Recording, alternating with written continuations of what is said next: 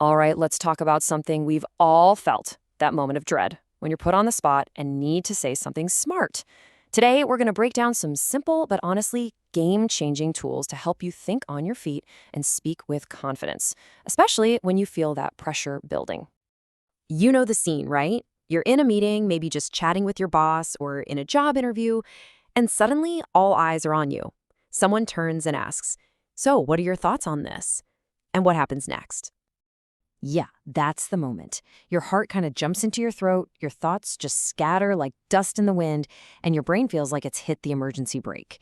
It's that awful, sinking feeling of being totally verbally paralyzed. We've all been there. But listen, that mind goes blank moment, it's not a personal failure. It's not a sign that you're not smart enough. It's actually a super common cognitive reaction to stress. The real secret isn't about magically becoming a genius. It's just about having a plan ready for when it happens. And this really is the core idea. Speaking confidently has way less to do with raw intelligence and way more to do with having a better strategy. It's about having a simple plan in your back pocket so you're never, ever starting from scratch. So, what is this secret plan? It's one word: structure. By leaning on a few simple mental frameworks, you can just bypass the panic. You give your brain a clear roadmap to follow. It is the ultimate shortcut to getting your thoughts in order and speaking clearly, even when you're nervous.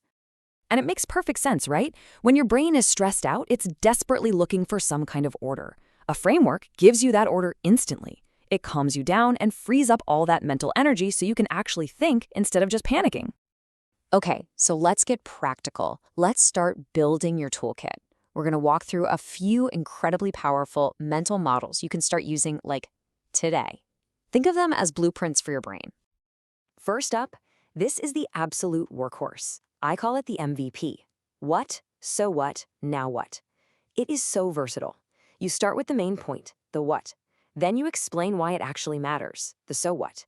And you wrap up with what needs to happen next, the now what. It's just so simple, logical, and it works.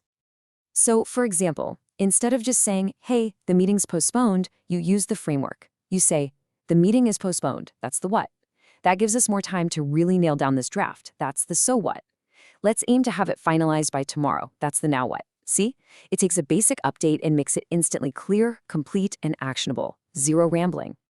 Okay, beyond that one, here are 3 other essentials for your toolkit. If you need to persuade someone, use problem, solution, benefit. You lay out the problem, show how your idea fixes it, and then highlight the awesome payoff. For telling a story or introducing yourself, past, present, future is perfect. And if you want to make anything more memorable, use the rule of 3. Our brains are just wired to remember things in threes. Now, sometimes you don't even need a full framework. You just need a second to breathe. These little phrases are your best friend. Just saying, "Let me think for a second," buys you precious time and makes you look thoughtful. If you're tackling something complex, try, "Okay, here's the simple version." And to make sure you're understanding someone, "So what I hear you saying is," these aren't just filler words. They are powerful tools to control the conversation. So now that we've got the tools, let's put them to the test where it really matters, in those high-stakes moments that kind of make us all sweat a little. Let's start with the big one, spontaneous Q&A. For a lot of us, this is the ultimate test. You know, that feeling of a spotlight being shined right on you with zero prep time. But with a plan, this can actually be your moment to shine. I mean, just look at the difference here. On the one side, you have that panicked, rambling response where you're trying to say everything at once. We've all done it. But on the other side, a calm, collected, structured answer, using what, so what, now what. It's confident, it's concise, and it actually answers the question. It's the same person, just using a much better strategy. So here it is, your playbook for any Q&A. Step 1, acknowledge the question. That's a great question. Boom, you just bought yourself a few seconds.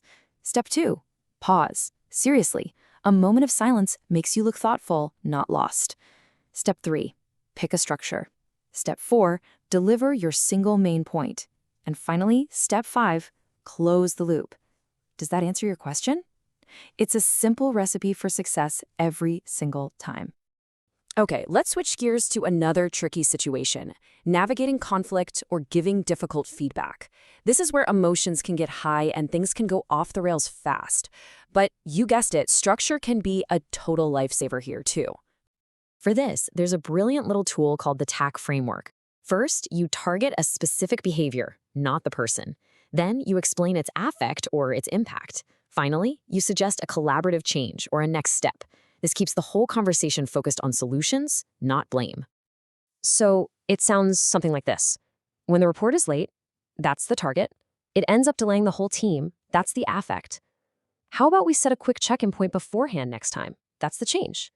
See how that's not an attack? It's a statement of fact, its consequence, and a suggestion for working together. It just completely de-escalates the tension. So, let's pull all of this together into your new communication playbook. You now have a set of frameworks, phrases, and strategies to handle pretty much any conversation that comes your way. And please, remember this crucial little mindset shift. Your goal is connection, not perfection. It's about helping the other person understand you.